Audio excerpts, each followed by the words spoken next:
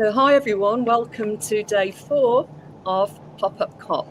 I'm with Steve McNabb in DWF's offices today, looking out eastwards towards Canary Wharf, right in the heart of the city, looking out to the financial area over at Canary Wharf as well. We have Pedro Vincent from AITA and Giampiero Nacci from EBRD. So Hi, good afternoon. different group for people today, and thank you very much, Pedro and Giampiero, for joining us, and Steve, of course. 15 minutes to cover COP30. Steve and I go back quite a long way. Steve is a lawyer. He's a partner at DWF, one of the first lawyers really working on climate issues, and he's got a background working on various things that he can talk about a little bit himself. And he was very kind to host us here. He knows about renewable energy, all sorts of things, a real expert in this space. Steve. Thanks, Nicola. So 33 years ago, the UN UNCED in Rio put me on this track as an environmental economist, looking to make forests worth more alive than dead. And it's nice that 33 years later, this COP is making that something of a reality, which is great to see. Climate change has been a big part of my day job and my pro bono work. And it goes back, I think, Nicola, to when we were working, training diplomats on the carbon markets and the FlexMex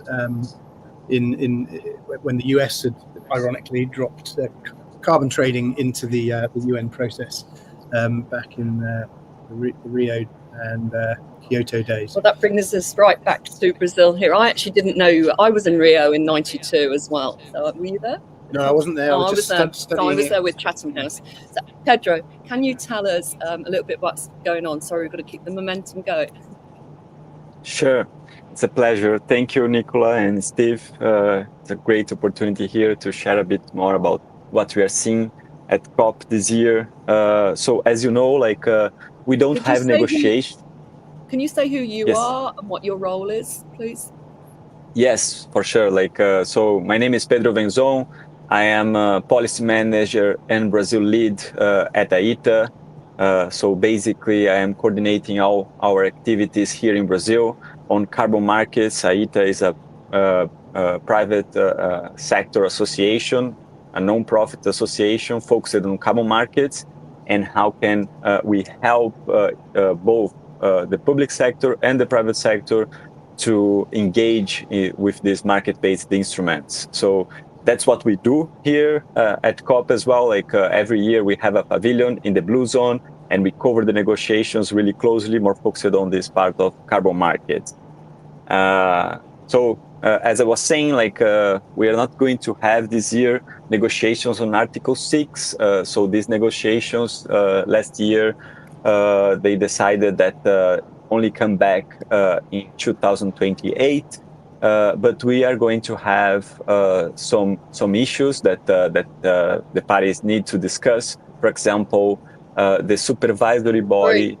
For people who don't know, the parties are. Can you explain who the parties are when you say that? The parties are all the countries that are part of the UNFCCC.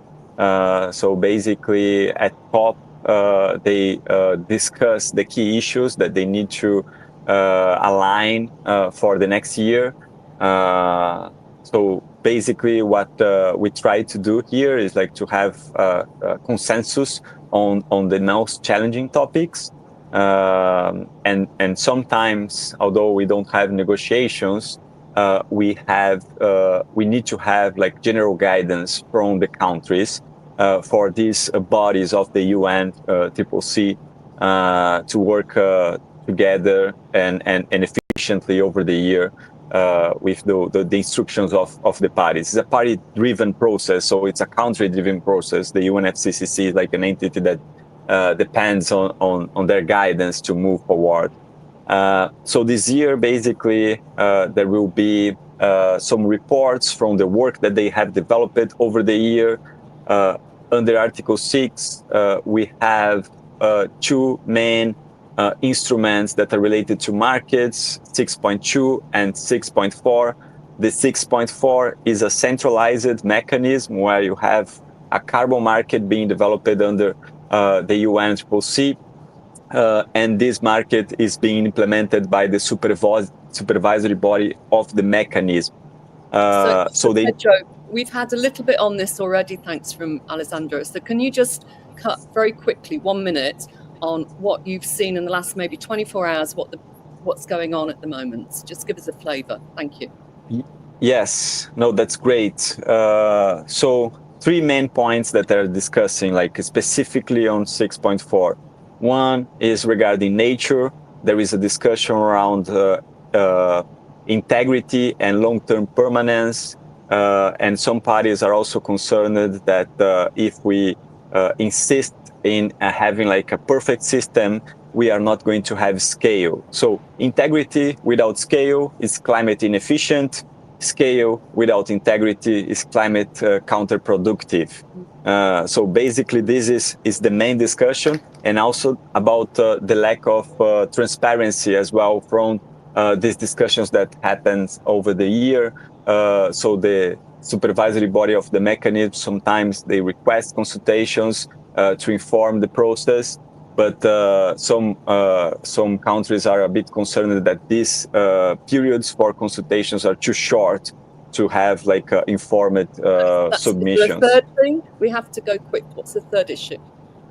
So permanence, timing. So nature, permanence, so resource, also like the governance, as I mentioned, and then the final point is regarding resources.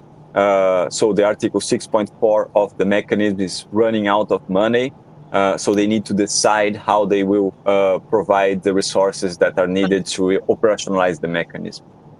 Thank you, thank you. And Pedro, we should say you're the first Brazilian that's joined us on this. We have another Brazilian tomorrow. Welcome to you, and thank you for welcoming us to Belem. Thank you, it's a pleasure. Thank you. Giampiero, yes. EBRD, you're in Belem, you're usually in London. Why do you go to COP? Thank you, and good afternoon, everybody. So we are here in Belem because for us, green finance is a significant part of what we do. It's a business imperative in the region where we operate. By the way, EBRD is a multilateral development bank focused on private sector. We operate in a vast region that goes, from Estonia to Nigeria, from Senegal to Mongolia, and most of what is in between. And so for us, green finance is a very important topic. We're a multilateral organization, so we are part of this discussion about how the multilateral development finance can support the green transition. And one of the reasons we are here, I guess you can read in last week Baku to Belem roadmap that gives the sense of direction of the evolution of the climate finance architecture in the years to come. And you will see there that there is a very big role that has been asked to the MDBs to provide in terms of the engagements, in terms of convening, but also very much in terms of the financial instruments that can support emerging economies, developing countries achieve their climate objectives.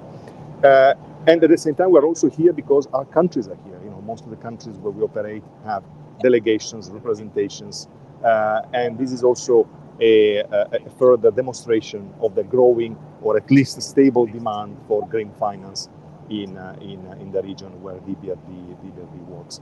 There are also, of course, many of our clients, our friends in the other and partners in the other multilateral development organizations, particularly the MDBs. We are here also to represent the MDBs as a system. Last Monday, we issued a joint statement, which actually, reinforce our intentions, our commitments, and also highlight the importance of some topics where we are collectively trying to provide solutions. For example, in the field of climate resilience and adaptation finance. So many reasons to be here. It's actually really great. There is a lot of interesting conversation taking place. And for us, there are perhaps two interesting topics that are emerging. One is how to engage more effectively across the different components of the economic systems. Often finance comes a bit at the end of some decision processes. So we're looking at models of engagement, model of interventions that take into account the role of finance across the whole development space. And I'm also a bit reflecting on the comments before by Pedro, and one topic which in my view is emerging quite strongly in the context of this COP is also what are the solutions and the approaches to decarbonize the food system. It's a very big here, and it's also a very complex area to address, and I can see a lot of discussion taking place in terms of how to take advantage of the opportunities that in the agri-food sector can offer, but also how to provide finance at scale in a context where the emissions are taking place at the farming level, whereas most of the value is actually created at the end of the system. So again, going back to the models of engagement, or the model of looking at different solutions to address these asymmetries in the system. And of course, the carbon market could be a solution to provide finance at scale for the agri-food sector. So we're talking here from ground level, at agricultural level, right through supply chains to economies and to people in the high street. Is that right? Correct. That's absolutely the case. And of course, the transition in all sectors is difficult, but is particularly complex in the agri-food sector because it intersects with many other issues. Think about food security. Think about the growing relevance and the impact of climate hazards.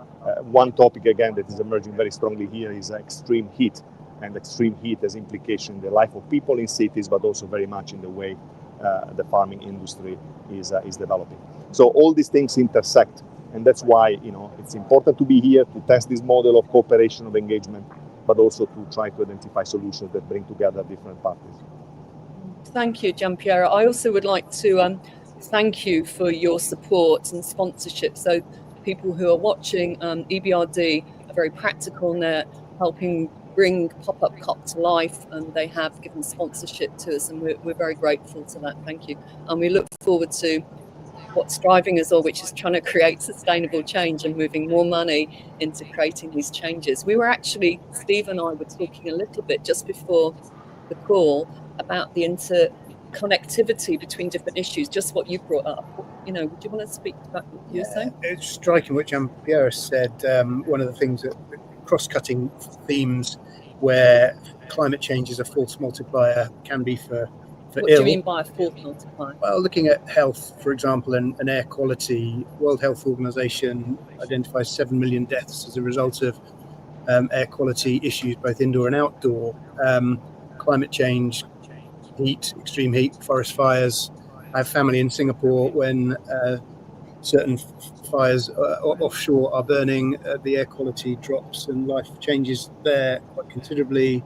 China, similar issues with burning coal. So it's natural or semi-natural forcing factors that have an impact on both air quality, but where the solutions that we're pushing for climate change can obviously deliver an air quality benefit massively. So I think the fact that there's a health stream this year at COP, looking at some of those inextricable linkages, it's really valuable for those pushing the health agenda as well, to identify climate links, but also where some of the solutions can have co-benefits in both camps. So when EBRD is looking at climate change, there will often be a health benefit or a co-benefit for the activity, and recognizing that and giving credit for that is, I think, really valuable.